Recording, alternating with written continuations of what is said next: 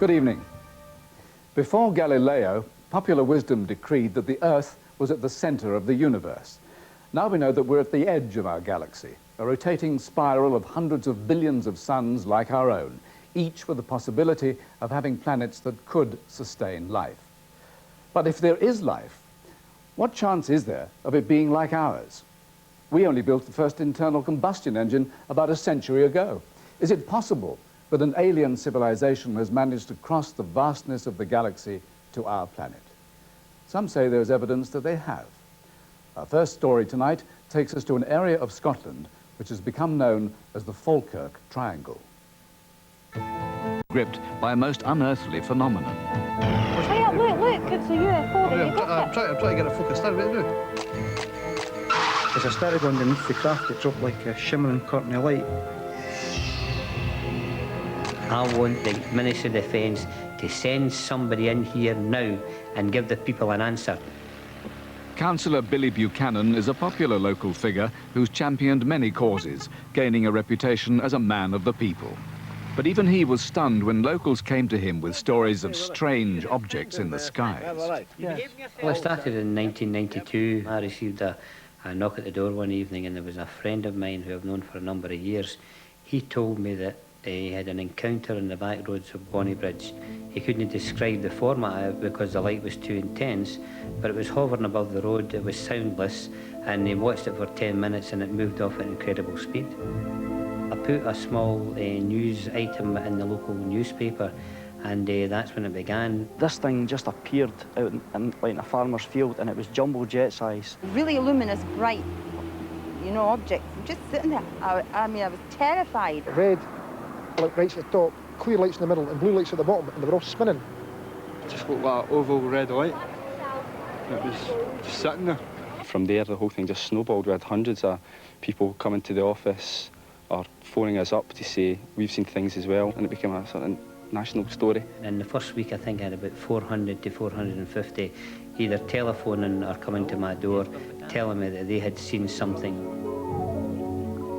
One of the local residents keeping watch and logging claims of sightings was UFO researcher Malcolm Robinson.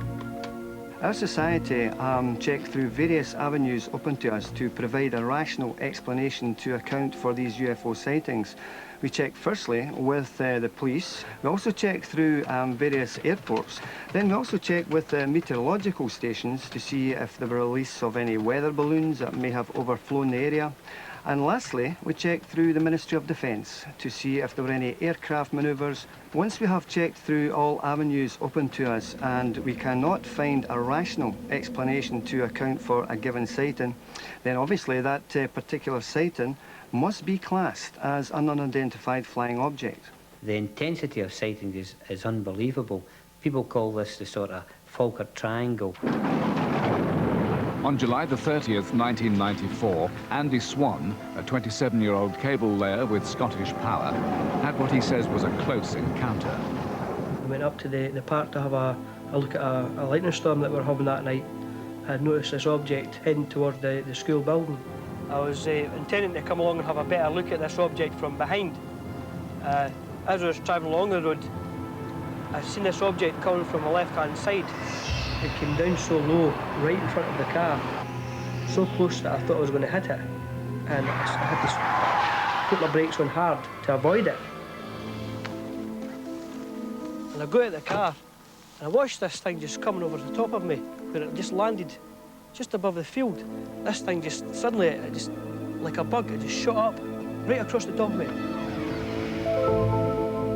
Author Stuart Campbell believes such sightings are merely tricks of the light. The atmosphere is capable of producing suffusing mystical effects of varying types, and almost anything can be believed of the shape of such objects, starting with an astronomical object, a planet or a bright star. Very many of the distortions that cause people to see a UFO out of an astronomical object is the temperature inversion. This occurs when a layer of hot air becomes trapped under a layer of cold. Just as you see a mirage on a hot road in the summer, you can get a mirage in the sky due to these effects. Tricks of the light or alien spacecraft, whatever they were, more and more UFOs were being reported all over central Scotland. We headed out about 10 o'clock, just chatting away about general things. What you said your radio was it, man? Tune it in, will you? We went round this bend in the road heading towards Tarbracks. Something caught my eye just above the line of the top of the windscreen. What the hell's that? That thing there? I never ever seen anything like it in my life. It was black in colour. It was like shiny. It had 3 parts to it. It was circular. I really panicked. I didn't know what to do. Gary, for God's sake, drive! Drive through As I started going underneath the craft, it dropped like a shimmering curtain of light. I braced myself. As I went underneath it, the whole road and surrounding area just completely disappeared. I'm like it's in a void of blackness. I didn't know where I am. I had the sensation that the car was lifting. Because I know for a fact the wheels weren't turning. I mean, there was no traction. All of a sudden, there was just a big burst of bright light. The car sort of slammed onto the road. Gary, for God's sake, drive! Go, go! And I ran to Katrina's house and I was banging like mad on the door. Gary was hysterical. He knows I've got 4 kids. There is no way that he is going to come to my door, pound on it, push me right out the road and enter the way he did. Something dramatically happened to him. He was blown. They say the journey should only have taken 30 minutes, but took 2 hours. So how could they account for the lost time? I'm an hour and a half missing out my life, and I don't know how or why. Gary and Colin turned to regression therapist Helen Walters, hoping she might hold the key to explaining what happened on the road to Tarbracks. Hypnotic regression helps you recall the incident that you take them back to or around that time. And it brings to light what their problem is, to be able to handle it in their daily life and remove some of the fear. Dark. I just saw this thing coming towards me, these things. Okay. And I was just terrified. What can you see? Met him. And all I remember is just pure fear, absolute terror. Can you see something, Colin?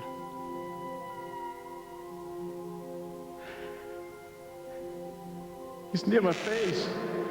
I mean, the next thing I can remember was like... Don't want it near. Some kind of instrument coming down from my right-hand side. Away! With a long, long, thin needle straight into the centre of my eye. Away! Even under hypnosis, you could see my eye was pouring with water. Could this be a genuine memory? And could the claimed abduction account for the missing 2 hours? Hypnosis has been used many times to discover what people went through in some UFO experience. Unfortunately, hypnosis is a dangerous and flawed technique. People are regressed to the events that they think happened to them, but unfortunately hypnosis is rather prone to produce fantasy more than fact, and so fictitious tales emerge. The story had a galvanizing effect on local opinion. It seemed everyone had a UFO story to tell. The object just tipped over like that and basically swooped down over across our heads, and the first thing that I just thought of was point the camera up and just snap away. Inspired by shots like this, others were busy scanning the night skies with their cameras and camcorders. We were inside Country Park one night with my video camera, and an object appeared in the sky, which I knew wasn't an aeroplane. This thing was just sitting in the sky, hovering, and it grew to a small light and a brilliant white light. It's pretty clear that Mr. McLeish, who was videoing an object he saw from Lithgow, was videoing a strong image, possibly a mirage image of Jupiter. And he's got a pretty clear image of that on his video. This video, shot above hills near Inverness, shows a number of brilliant objects dancing around the sky. They turned out to have been mirages of an aircraft which eventually comes into view. More difficult to write off, however, was an image recorded by Barry MacDonald and Jane Adamson. Well, I just saw this bright light.